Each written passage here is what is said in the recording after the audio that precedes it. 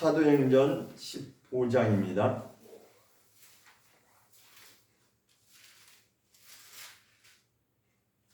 16절부터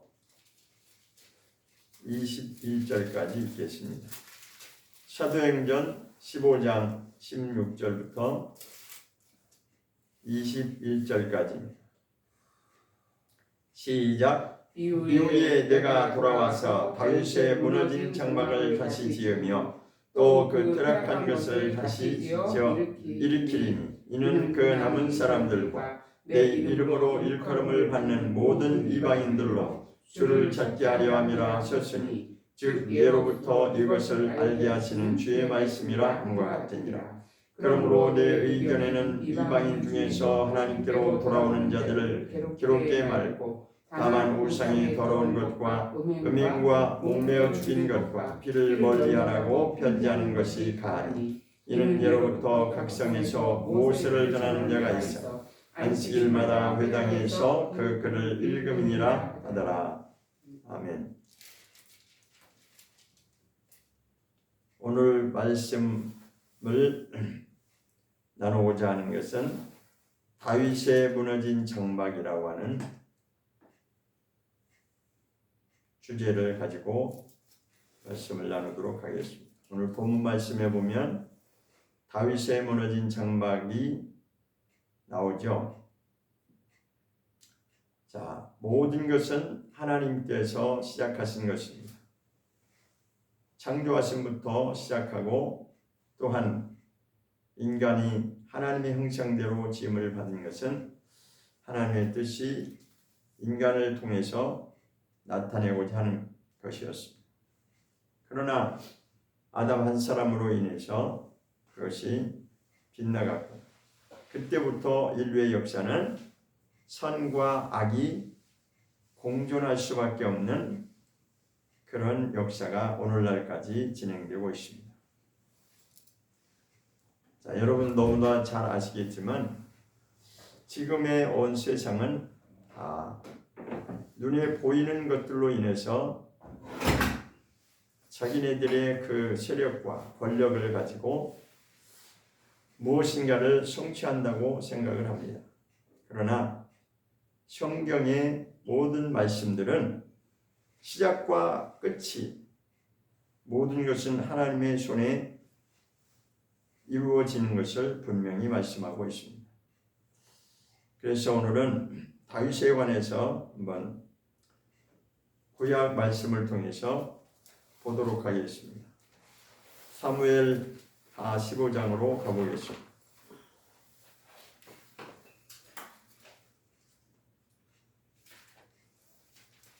사무엘하 15장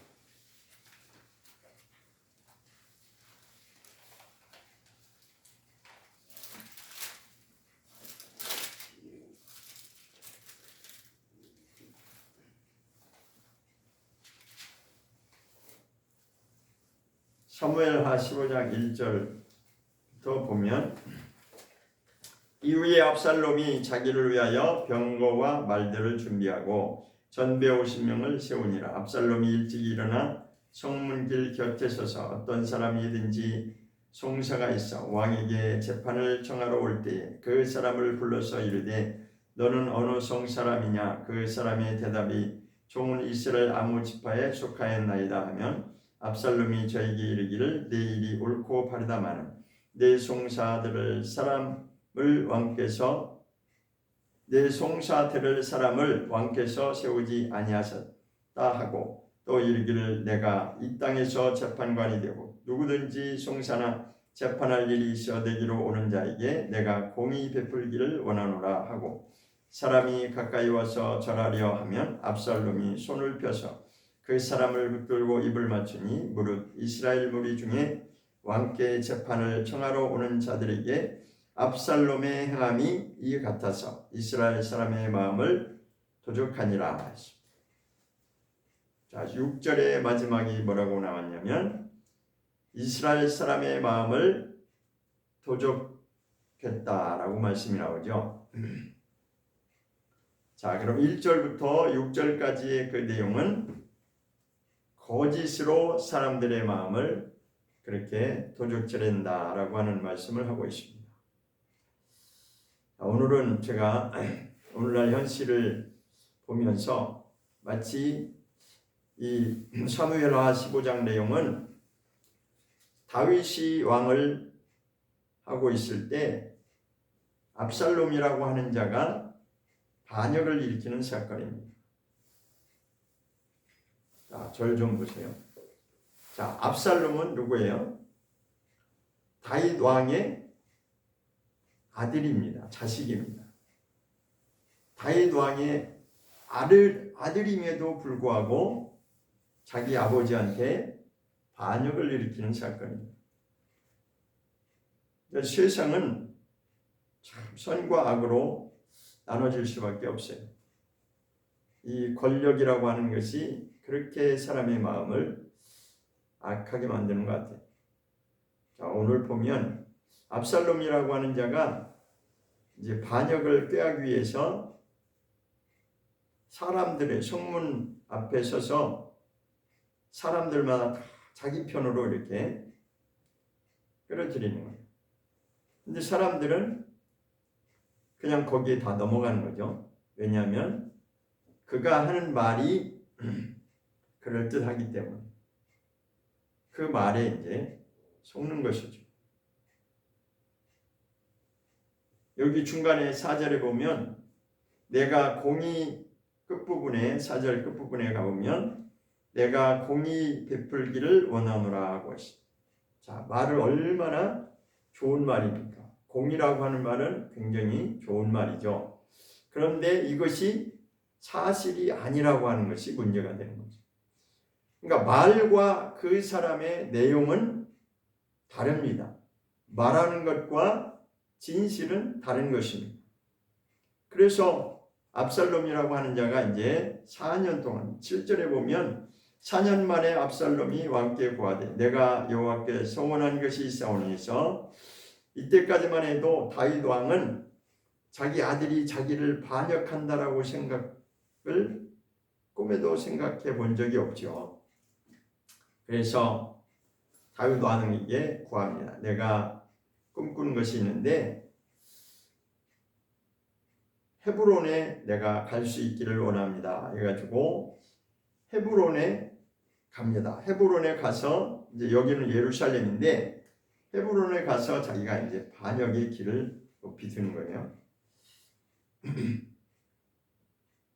10절에 가보겠습니다. 10절에 보면 이에 압살롬이 정탐을 이스라엘 모든 지파 가운데 두루 보내어 이르기를 너희는 나팔 소리를 듣거든 곧 부르기를 압살롬이 헤브론에서 왕이 되었다 하라 하니라. 이렇게 압살롬은 3년 동안을 그렇게 준비하여 오다가 결국은 헤브론으로 가서 자기 아버지한테 반기를 듭니다.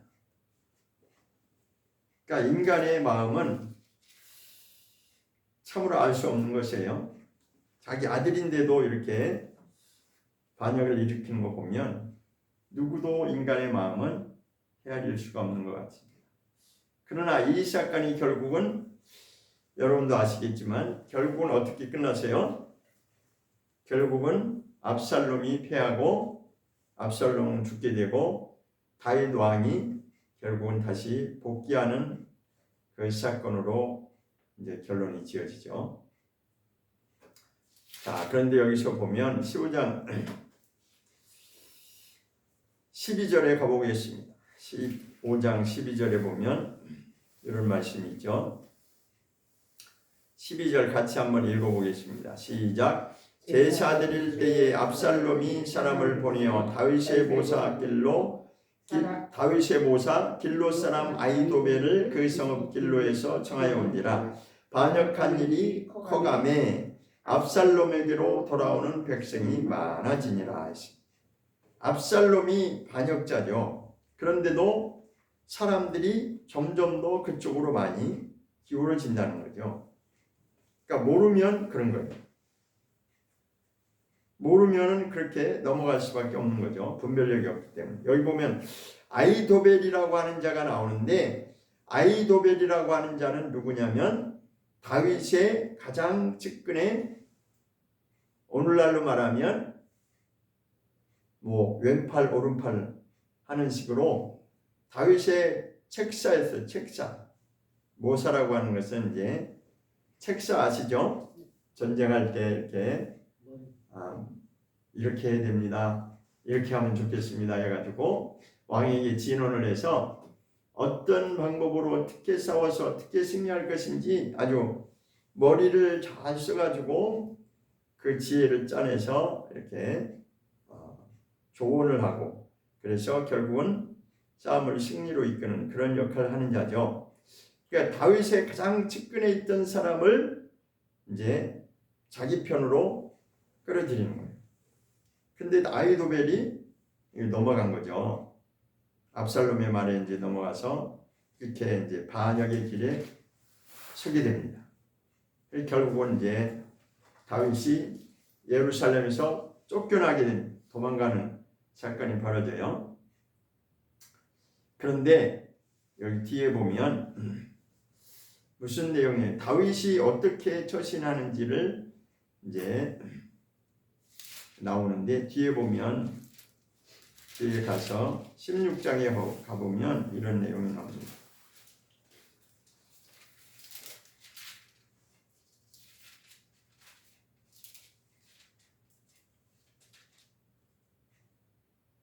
(16장에) 5절을 한번 보겠습니다.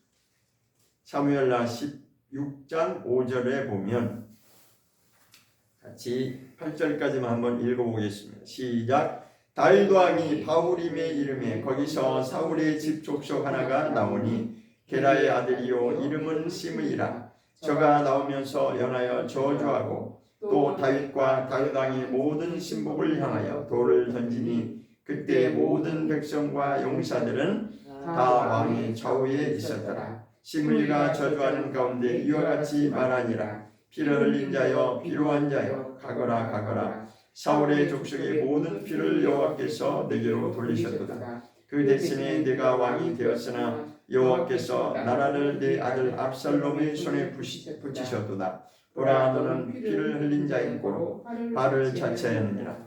이 내용이 뭐냐면 시므이라고 하는 자가 다윗 왕이 지금 예루살렘에서 쫓겨서 이제 도망가는 그 상황에 바후림이라고 하는 그 지역에 이제 이르니까 이 사람이 쫓아나와 갖고 다윗 왕에게 막 욕설을 퍼붓는 저주하는 것입니다.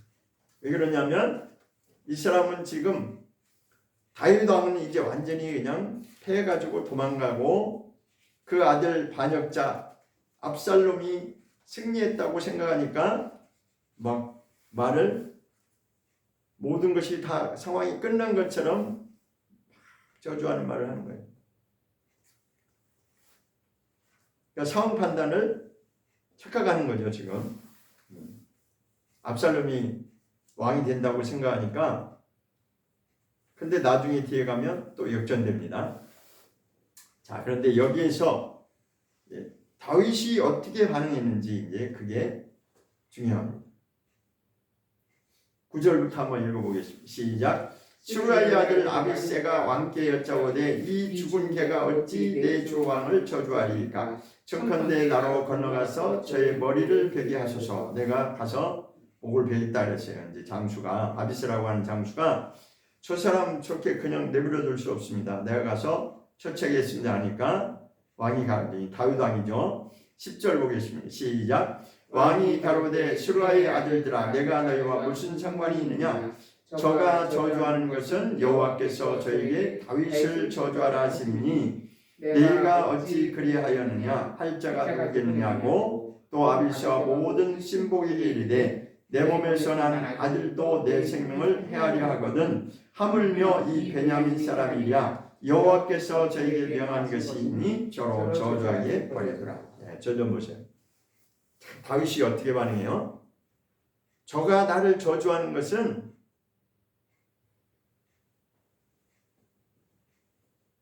그냥 두라는 거예요. 그러면서 무슨 말을 하냐면 내 몸에서 내가 낳은 내 자식도 나를 죽이려고 지금 반역을 일으켰는데 저 사람이 나를 저주하는 거 그거는 문제도 안 된다는 거예요. 뭐 그냥 그럴 수 있다는 거죠. 이게 참 그런데 여기서 더 중요한 게 뭐냐면 저가 나를 저주하는 것은 하나님께서 그렇게 허락하신 것이다라는 겁니다. 무서운 말씀이죠. 과연 이렇게 할 수 있을까요? 이런 상황에서 하나님이 지금 이 상황을 허락하셨기 때문에 저가 나를 저주하는 것은 누구도 그것을 뭐라고 할 수 없다. 내비두라는 거예요. 그러니까 모든 것은 하나님이 이끌어 가신다는 거예요. 그러니까 다윗은 이런 상황에서 자기가 지금 반역을 당하고 쫓김을 당하고 정말 아들의 손에 의해서 죽임을 당할 수도 있는 그런 상황에서도 모든 것을 다 인정하고 그럴 수 있다. 내 자식도 저렇게 나를 반역하는데 오죽하겠느냐 하면서 모든 것을 다 열린 마음으로 받아들입니다. 그러면서 여기에 한마디가 더 들어가면 중요한 건 이제 여기 12절 보겠습니다. 시작. 혹시 여호와께서 나의 원통함을 감찰하시리니 오늘날 그 저주 까닭에 선으로 내게 갚아주시리라 하고 있습니다. 이것이 핵심 포인트입니다. 정말 믿음의 사람은 이렇게 살 수 있어야 되는 거죠. 하나님께 모든 것을 맡기면서 다윗이 지금 마음속에 소망하고 있는 건 뭐냐? 사람들이 나를 반역하고 자기 아들이 나를 반역하고 사람들이 나를 저주하고 그 모든 상황을 그냥 하나님께 맡기고 그럴 수 있다. 자기의 오른팔인 그 장수가 저 사람 내가 목을 베오겠습니다 하니까 그러지 마라. 내비둬라.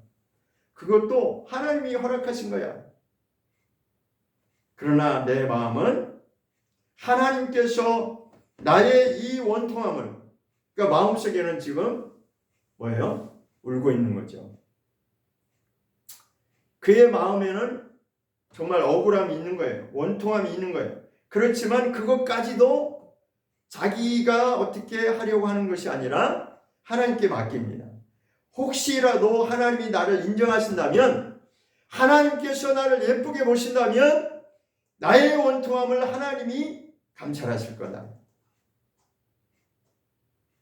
그래서 결국은 그 저주 까닭에 선으로 그러니까 지금은 내가 이런 상황 저주받은 이런 상황까지 내가 이루고 있지만 모든 사람들이 나를 저주받았다라고 생각할지 모르지만 그러나 그것으로 인해서 전화의 복이 되었어.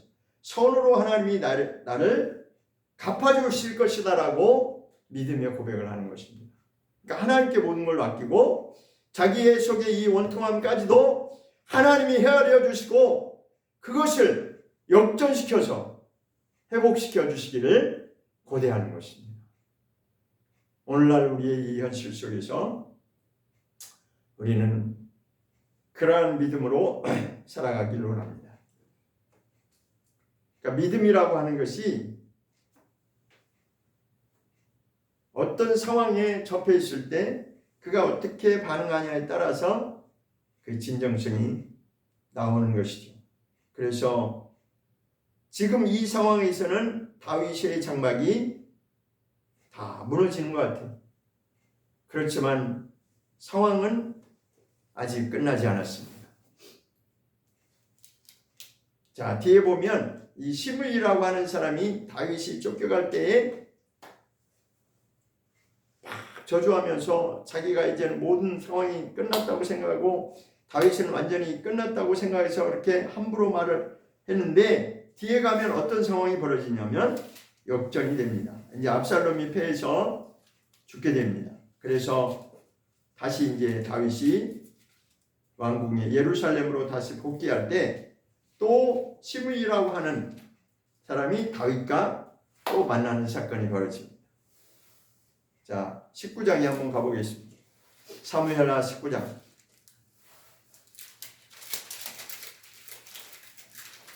사무엘하 19장에서는 모든 상황이 다 정리되고 다시 이제는 다윗이 예루살렘 성으로 복귀하는 그 상황에 바뀐 것입니다. 그랬을 때 시므이라고 하는 사람이 또 등장합니다. 16절 사무엘하 19장 16절을 보겠습니다. 시작. 바후림에 있는 베냐민 사람 게라의 아들 시므이가 급히 유다 사람과 함께 다윗 왕을 맞으려 내려올 때에 베냐민 사람 1,000명이 저와 함께하고 사울의 서원 시바도 그 아들 15과 종 20명으로 더불어 저와 함께하여 요단강을 밟고 건너 왕이 앞으로 나오니라. 이제 왕이 다시 예루살렘 성으로 복귀한다고 하니까 잽싸게 나와가지고 이제 자기 살 길을 찾는 거죠. 자, 인간의 마음이 이렇게 간사한 거예요. 이제 상황 판단이 이제 바뀌었다는 걸 아니까 가장 먼저 나와가지고 왕을 맞이하는 것처럼 그렇게 이제 하는 거죠. 자, 그런데 여기서 이제 어떻게 대화가 이루어지는지 또 볼 필요가 있습니다. 18절 보겠습니다. 시작. 왕의 가죽을 건네려 하며 왕이 선이 른대로 쓰게 하려 하여 나룻배가 건너가니 왕이 요단을 건너려 할 때에 게라의 아들 시므이가 왕의 앞에 엎드려 왕께 고하되 내 주여 원컨대 내게 죄 주지 마옵소서. 내 주 왕께서 예루살렘에서 나오시던 날에 종의 패역한 일을 기억하지 마옵시며 마음에 두지 마옵소서.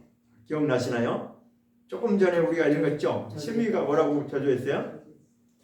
이제 넌 끝났다. 이제 너는 왕도 아니다. 막 그렇게 막 저주하면서 함부로 말을 했잖아요. 그죠? 끝났다고 생각한 거예요. 그런데 웬걸? 시간이 지나니까 다윗 왕이 다시 복귀하는 상황이 벌어졌어요. 그러니까 이제 자기가 한 게 생각나니까 그것을 다 이제 내가 한 것을 다 잊어버리고 그것을 마음에 두지 말라는 거예요. 자, 그렇습니다. 인간이 이렇게 상황에 따라서 얼마든지 바뀔 수 있는 그런 것이 바로 우리 인간의 악한 그 마음이 있다는 것입니다. 자, 여러분 같으면 어떻게 하시겠어요? 어떻게 하시겠습니까? 이런 상황. 내가 쫓겨갈 때 오늘날 판단하면 대통령을 하다가 상황이 어떻게 악한 상황이 돼서 지금 끝났다고 지금 온 세상이 다 거짓으로 지금 다 뒤덮고 있잖아요. 그죠? 너 이제 끝났다. 말도 안 되는 그 상황으로 지금 온통 세상이 돌아가고 있죠. 그러나 다윗은 그 마음의 중심에 흔들림이 없이 오직 하나님께만 딱 집중을 합니다.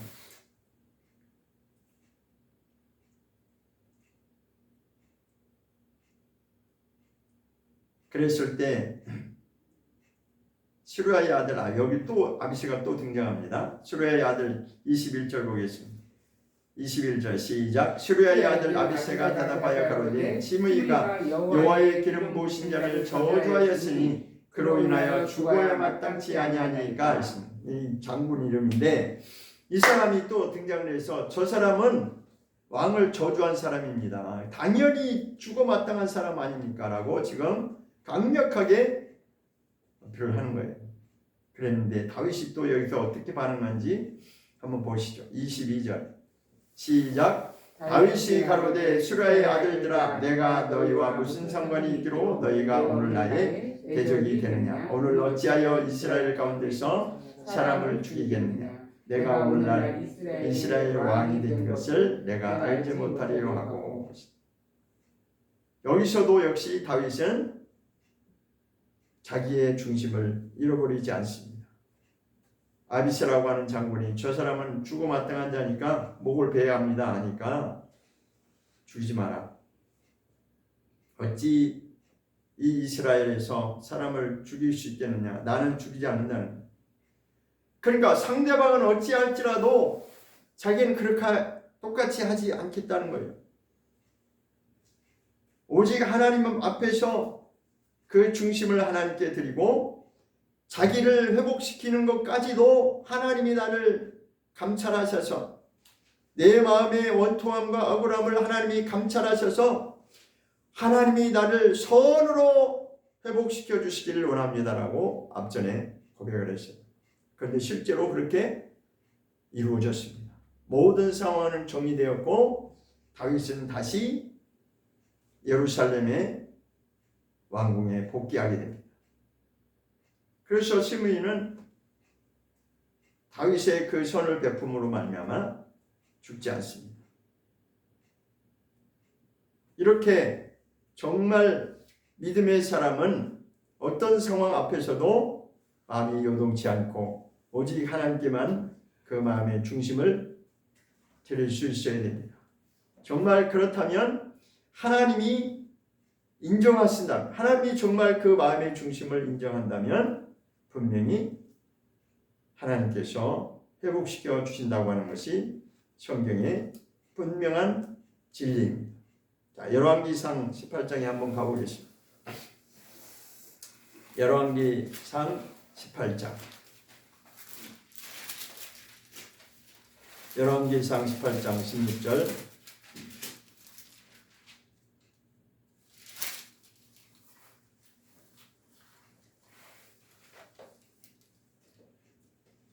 (6절부터) 18장 16절부터 19절까지 보겠습니다. 열왕기상 18장 16절부터 19절까지 보겠습니다. 시작. 오바댜가 가서 아합을 만나 고하매 아합이 엘리야를 만나려 하여 가다가 엘리야를 볼 때에 저에게 이르되 이스라엘을 괴롭게 하는 자여 내냐?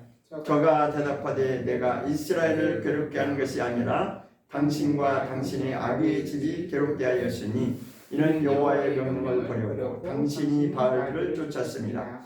그런즉 보내어 온 이스라엘과 이세벨의 상에서 먹는 바알의 선지자 450인과 아세라의 선지자 400인을 갈멜산으로 모아 내게로 나오게 하소서. 열왕기상 18장 내용은 엘리야와 바알 선지자들의 대결을 기록한 내용이죠. 그러니까 그 당시에 상황을 보면 선지자들이 엘리야 한 사람만 있었던 것이 아닙니다. 사실은 그것을 이제 어디에서 알 수 있냐면 오바댜라고 하는 자가 하나님을 경외하는 자였었어요. 하나님을 경외하는 자였었는데 그가 선지자들을 이렇게 숨겨주는 역할을 하고 그런 일을 했어요. 13절에 보면 그런 내용이 13절에 가보면 13절 18장 13절 시작. 이세벨이 여호와의 선지자들을 죽일 때에 내가 여호와의 선지자 중에 100인을 50인씩 굴에 숨기고 떡과 물로 먹인 일이 내 주께 들리지 아니하였나이까. 오바댜라고 하는 자가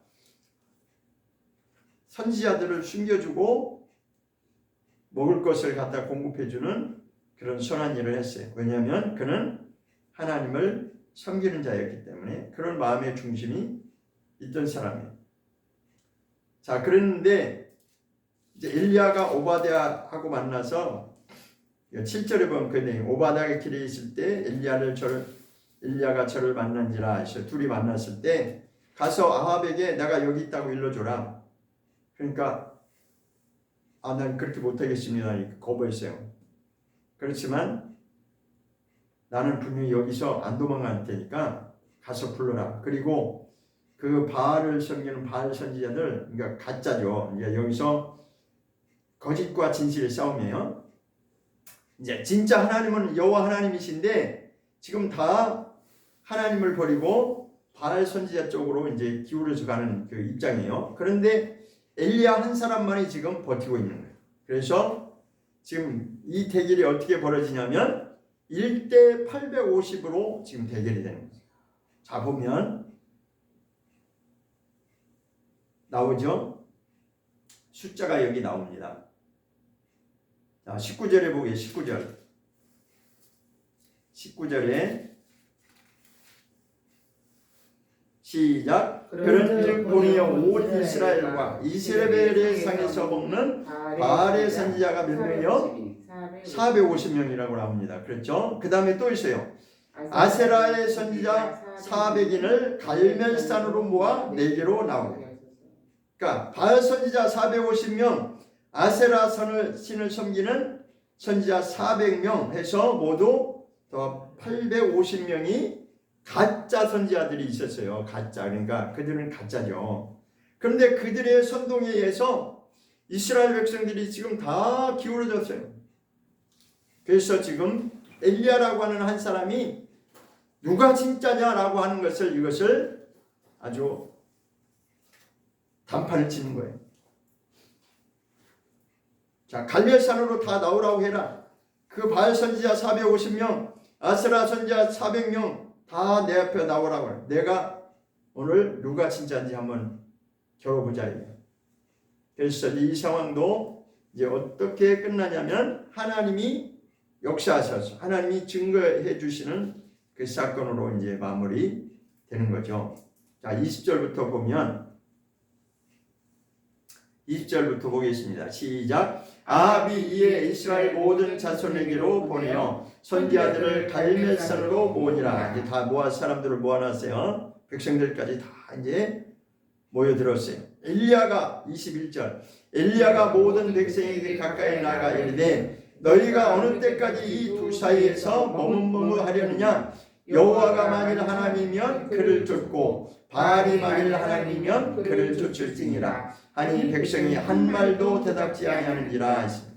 자, 이때까지만 해도 지금 많은 백성들이 나왔지만 지금 엘리야가 말하는 것에 대해서 주저하고 있는 거예요. 눈치 보고 있는 거, 한마디로 눈치 보고 있는 거예요. 자, 제가 이제 세상을 보면서 자, 세상은 예나 지금이나 똑같습니다. 예전이나 지금이나 똑같아요. 대부분의 많은 사람들은 눈치를 보는 거예요. 그러니까 진리편에서 이것이 정말 진리고 이것이 정말 진실이다 라고 하면은 그냥 딱 중심을 잡고 이렇게 딱 서야 되는데 그렇게 하는 사람들이 그리 많지 않습니다. 대부분의 사람들은 그냥 그 상황이 돌아가는 것을 보면서 자기 행동을 바꾸려고 합니다. 아, 이쪽이 유리한 것 같은데 하면 이쪽에 이제 줄 서는 거고, 아, 이쪽이 좀 기울어진 것 같은데 하면 또 얼른 이쪽으로 바꾸고, 그렇잖아요. 그게 인간의 마음이에요. 그런데 엘리야라고 하는 사람은 정말 그 중심을 분명히 하나님께 딱 고정시키고 흔들리지 않습니다. 그래서 그 450명, 400명 해서 850명과 지금 대기를 하는 것을 누구 앞에서 지금 보여주냐면 백성들 앞에서 보여주는 거예요. 너희가 어느 때까지 그렇게 눈치만 보고 머뭇거리겠냐. 정말 하나님이 진정한 하나님이시면 하나님 편에 서고, 정말 저 바알이나 이 아세라 그 선지자가 진짜라고 생각하면 그쪽으로 가라. 둘 중에 하나 택하라는 거예요. 그래서 백성들이 아무 말도 못하고 지금 가만히 구경만 하고 있는 거예요. 자, 엘리야가 뭐라고 나오냐면 22절 보겠습니다. 시작. 엘리야가 백성에게 이르되 여호와의 선지자는 누구만 남았다고요? 나 한 사람밖에 안 남았다. 지금 다 도망가서 없다 이거죠. 그러니까 그동안 선지자들이 없었던 게 아니잖아요. 그죠? 아까 100명을 누가 살려줬다고 그러죠? 오바다라고 하는 사람이 그들을 숨겨주고 굴에다 숨겨주고 먹을 거 갖다 주고 물도 갖다 주고 그렇게 도와줬어요. 그런데 다 도망간 거죠. 결국은. 제가 왜 지금 이 말씀을 증가하고자 하냐면 여러분 아시죠? 지금 보세요. 모든 사람들이 지금 눈치만 보고 있고 모든 사람들이 지금 한 사람을 잘못됐다고 지금 뭐라 하는데 과연 그럴까요? 진실은 분명히 밝혀지는 것입니다. 그런데요, 그 진실이 정말 밝혀지기까지는 시간이 필요해요. 시간이 너무 오래 걸려요. 그리고 너무 고통스러운 시간이 가는 거예요. 다윗도 마찬가지였죠. 다윗이 자기 아들이 반역을 일으켜가지고 자기의 가장 오른팔에 있던 그 책상까지도 넘어갔어요. 반역의 자리로 넘어갔어요. 지금 제가 설명 안 드려줘. 상황 다 돌아가는 거 아시죠? 누가 반역을 해요? 가장 자기가 신임했던 사람이 반기를 드는 거예요.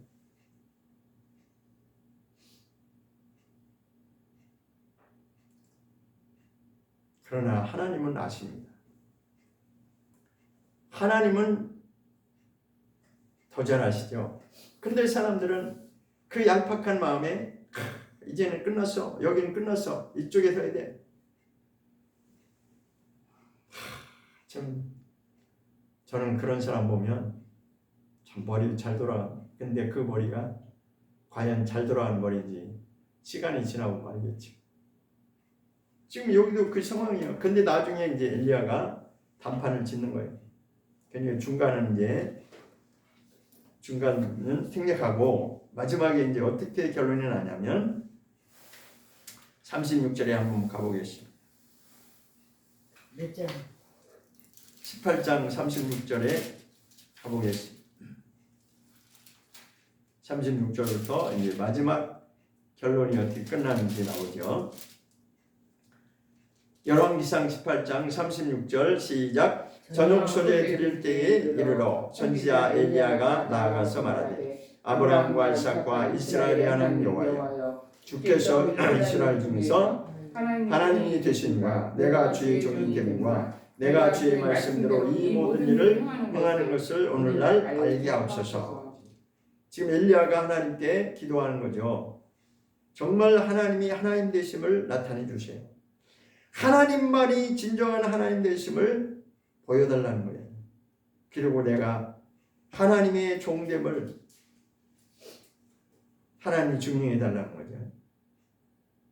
그리고 이 많은 사람들 앞에서 이 이스라엘 백성들 눈치만 보고 있는 이 중심도 없고 왔다 갔다 하는 이 이스라엘 백성들에게 그걸 좀 보여달라는, 증거해달라는 거예요. 그래서 간절하게 기도하는 내용이죠. 37절 시작. 여호와여 내게 응답하소서. 내게 응답하소서. 이 백성으로 주 여호와는 하나님이시니까 주는 저희의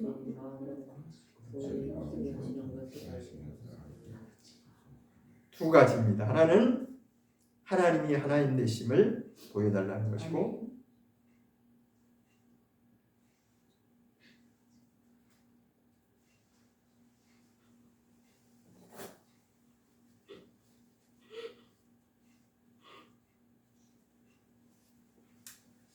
자, 그래서 어떻게 끝나냐면 38절 보겠습니다. 38절 시작. 이에 여호와의 불이 내려서 번제물과 나무와 돌과 흙을 태우고 도랑의 물을 핥으니라. 모든 백성이 보고 엎드려 말하되 여호와 그는 하나님이시로다. 여호와 그는 하나님이시로다.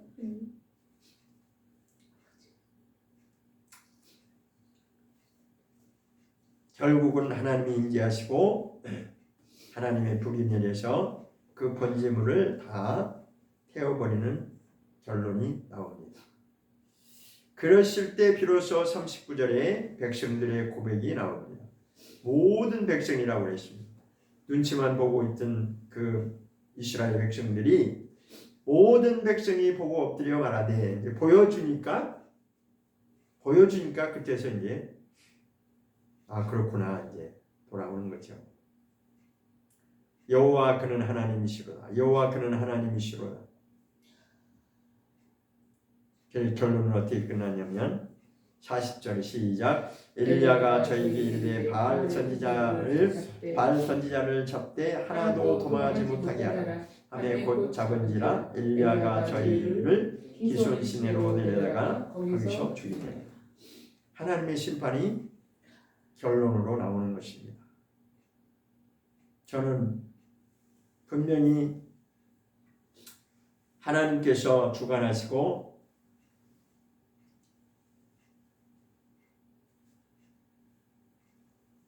하나님이 결론을 내리신다고 믿습니다.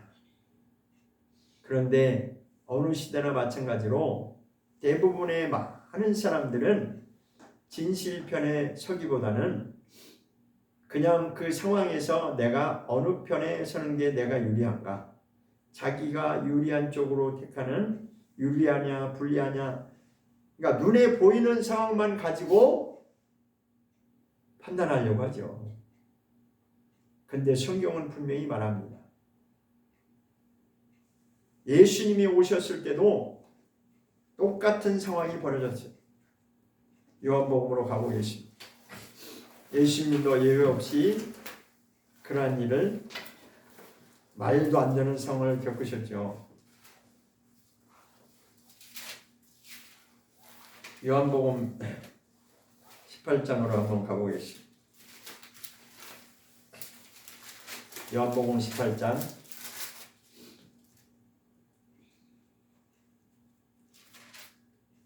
빌라도 앞에 이제 섰을 때 법정에서는 그 내용입니다. 빌라도라고 하는 총독이 지금 그때 그런 이제 심판권을 가지고 있었죠. 33절에 보겠습니다. 18장 33절.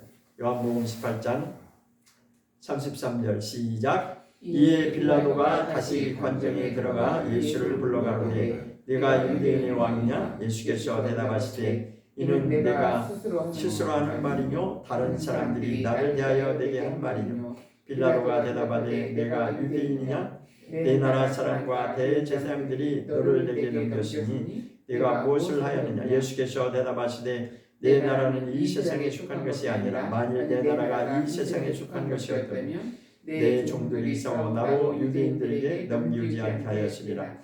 이제 내 나라는 여기에 속한 것이 아니니라. 자, 빌라도하고 지금 대화하는 내용이에요. 자, 관정이라고 하는 것은 이 재판장을 말하는 건데, 재판석에 나와가서 이제 빌라도가 예수님께 물어보는, 자, 유대인의 왕이라면서 이게 진짜냐? 그러니까 예수님이 그 질문하죠. 네가 그걸 알고 하는 말이야? 내가 정말 왕인지 네가 알고 하는 말이냐? 아니면 다른 사람들이 그렇게 부르는 거를 듣고 하는 말이냐? 그 얘기예요. 빌라도는 지금 뭐가 뭔지 모르는, 이게 무엇이 진짜인지 사람들이 막 그렇게 막 몰아가니까 선동을 해가지고, 말 그대로 오늘날로 말하면 사람들을 막 선동해가지고 막 몰아가니까 지금 빌라도는 떠밀려가지고 지금 예수님을 질문하고 있는 거예요. 다른 내용에 보면 빌라도는 3번이나 내가 생각해 볼 때는 이 죄가 없는 것 같은데 풀어주려고 했었어요. 그런데 막 이 군중들이 막 십자가에 못 박아야 된다고 막 아우성을 치니까 거기에 지금 여론 때문에, 오늘날 말하면 여론 때문에 막 밀리는 거예요. 지금 어떻게 할 수가 없는 거예요. 그 말이 이제 35절의 내용입니다. 빌라도가 대답하되 유대인이냐? 내 나라신가? 유대 사람들과 대제사장들이 너를 나한테 지금 심판해달라고 넘겼는데 무슨 죄를 졌느냐? 지금 그 질문하는 거죠. 그러니까 예수님이 36절에 뭐라고 하냐면 나는 여기에 속한 자가 아니야. 땅에 속한 자가 아니라는 거죠. 그렇죠. 예수님은 하나님의 뜻을 이루려 오신 분이고 하늘의 뜻을 알려주려고 오신 분이기 때문에 세상 나라에서는 관계가 없는 거예요. 예수님. 내가 세상에 속한 것이 아니고 그런데 왕은 왕이라는 거예요. 그러니까 지금 빌라도가 헷갈리는 거죠. 왕은 왕이라고 하는데 나는 또 이 세상의 왕으로 한 게 아니다.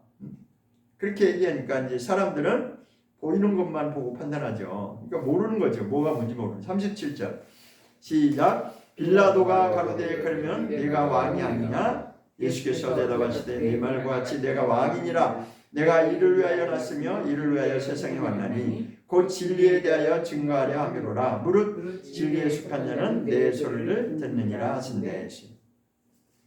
여기까지 내용이 왕이냐라고 또 질문을 하니까 예수님이 그래 내가 왕이다. 네가 지금 잘 말했다. 나는 왕이다. 나는 이것을 위해서 왔노라. 그러니까 왕이라고 하니까 그건 맞다라고 하는 거예요. 그러면서 이 일을 위하여 내가 세상에 왔는데 그것이 뭐냐면 진리가 무엇인지를 나타내려고 내가 이 땅에 온 것이다 하는 거예요. 그러니까 못 알아듣는 거죠. 그러니까 빌라도가 다시 한번 질문합니다. 38절 보겠습니다. 시작. 빌라도가 가로되 진리가 무엇이냐. 그러니까 진리가 무엇인지를 모르면, 정말 진리가 무엇인지를 모르면 다 그렇게 눈에 보이는 것만을 쫓아갈 수밖에 없는 사람이 바로 우리 인간의 그런 마음입니다. 그래서 하나님은 우리를 통해서 우리 눈을 뜨기를 원하는 것입니다. 너희가 눈에 보이는 것 때문에 그렇게 살아가는데 그렇게 살지 말고 하나님께 속한 자로 돌아오라는 것입니다. 왜냐하면 그것이 바로 뭐냐면 요한복음 17장을 한번 가보겠습니다. 요한복음 17장 12절에 보겠습니다. 요한복음 17장 12절 시작. 내가 저희와 함께 있을 때 내게 주신 아버지 이름으로 저희를 보존하와 지켰나이다. 그 중에 하나도 멸망치 않고 오직 멸망의 자식뿐이오니 이는 성경을 응하게 함이니이다. 결론은 성경을 응하게 하는 것이 하나님의 목적이라는 거예요. 이 시작에 보면 그런 말씀들이 여러 번 나와요. 성경을 응하게 하려고 성경이 이루어진 여러 군데에서 그런 말씀이 나옵니다. 그러니까 하나님의 이 성경을 기록한 목적은 우리 인간의 존재가 어떤 것인지, 인간이 어떻게 살아야 되는지, 인간의 시작과 결말이 어떻게 끝나는지 모든 것을 다 보여주면서 우리의 눈을 뜨기를 원하는 거예요. 저 많은 사람들이 그렇게 왔다 갔다 눈치 보면서 살고 눈에 보이는 유익을 따라서 그렇게 사는 그런 사람이 되지 말고 진리가 무엇인지를 깨닫고 진리 편에 서라는 거예요. 그러면 하나님이 회복시켜 주신다는 것입니다. 우리 이 나라 대한민국은 반드시 하나님께서 회복시켜 주실 것을 저는 선포합니다. 아멘. 왜냐하면 진실은 언젠가 분명히 밝혀지게 되어 있습니다.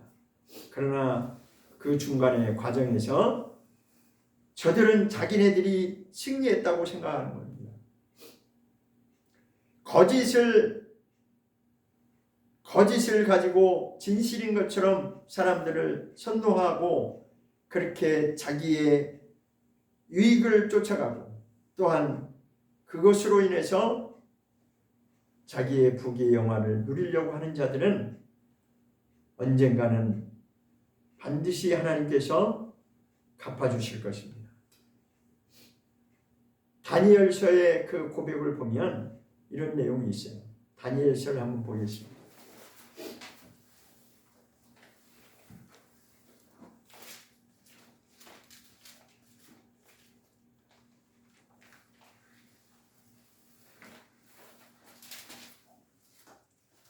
다니엘서를 보겠습니다.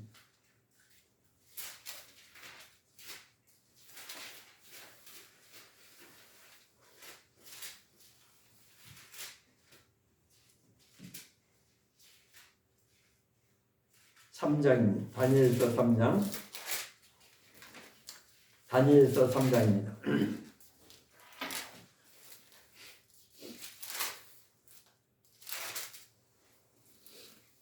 15절부터 보겠습니다. 다니엘서 3장 15절부터 18절까지 읽어보겠습니다. 시작. 이제라도 너희가 예비하였다가 언제든지 나팔과 피리와 수금과 사면금과 양금과 생원과 및 엎드려 절하면 좋거니와 내가 만든 신상 앞에 엎드려 절하면 좋거니와 너희가 만일 절하지 아니하면 즉시 너희를 극렬히 타는 불문 가운데 던져놓을 것이니 능히 너희를 내 손에서 건져낼 신이 어떤 신이 되느냐. 사드락과 메삭과 아벳느고가 왕에게 대답하여 가로되 느부갓네살이여 우리가 이 일에 대하여 왕에게 대답할 필요가 없나이다. 만일 그럴 것이면 왕이여 우리가 섬기는 우리 하나님이 우리를 극렬히 타는 불문 가운데서 능히 건져내시겠고 왕의 손에서도 건져내리리다. 그리 아니하실지라도 왕이여 우리가 왕의 심리를 점지지도 아니하고 왕이 세우신 금신상에게 절하지도 아니할 줄을 아옵소서. 자, 사드락과 메삭과 아벳느고는 다니엘의 친구 셋이죠. 자, 다니엘의 친구가 있었는데 역시 이 친구들도 아주 믿음이 분명한 자들이었어요. 중심이 아주 분명한 자들이었어요. 자, 이 상황은 뭐냐면 그 당시에 이제 느부갓네살이라고 하는 그 왕이 그 이스라엘 백성들을 포로로 이제 잡아들였을 때 자기의 신상 앞에 절하기를 다 강요했어요. 그랬을 때 이 사드락 메삭 아벳느고는 우리는 절대로 그런 일은 없습니다. 그러면서 앞에 정말 좋은 것을 다 차려놓고 여기 보면 뭐 수금, 사면금 뭐 이런 내용이 나오죠. 다른 사람들은 그 우상의 신상 앞에 다 절하고 왜? 상황이 지금 그럴 수밖에 없는 상황이 되어버렸으니까 다 그냥 거기에 굴복하는 거죠. 그런데 여기 사드락 메삭 아벳느고 절대 우리는 그런 일은 없습니다. 그럴 필요가 없습니다. 그러니까 진정한 왕은 우리는 하나님이 진정한 왕이라는 거죠. 하나님 말이 우리의 진정한 왕이기 때문에 당신이 그렇게 우리를 유혹한다. 우리는 그런 일은 없다. 하나님이 우리를 지켜주실 거다. 근데 여기서 핵심 포인트가 뭐냐? 그리 아니하실지라도 라고 하는 것입니다. 그리 아니하실지라도라고 하는 말이 18절에 나오는데 그러니까 마지막 고백이 뭐냐면 혹여 하나님이 우리를 이 푸른 풀에서 살려주지 않는다 하실지라도 우리는 그렇게 할 수 없다. 그게 분명한 믿음의 중심입니다. 그렇게 우리가 살아야 되는 거예요. 정말 믿음의 사람이라면 눈에 보이는 상황 따라서 살아가는 것이 아니라 우리의 분명한 중심의 고백은 그리 아니하실지라도 우리는 절대로 불의와 타협하지 아니하고 불의 편에 우리는 서지 않는다. 그것이 진짜입니다. 그러나 역사를 통해 성경의 모든 역사를 통해 보면 대부분의 사람들은 그렇게 하지 않고 할 수도 없고 왜 그래요? 진리를 모르기 때문에 진리가 무엇인지를 모르면 다 상황에 따라서 바뀔 수밖에 없습니다. 그러나 저와 여러분은 정말 어떤 상황에서도 굽히지 아니하고 오직 하나님만을 바라보고 다윗과 같이 모든 것을 하나님께 올려드리고 맡기는 믿음의 고백이 있어야 되고 그렇게 중심을 가지고 살아가는 저와 여러분이 되기를 예수 이름으로 축원합니다. 기도하겠습니다.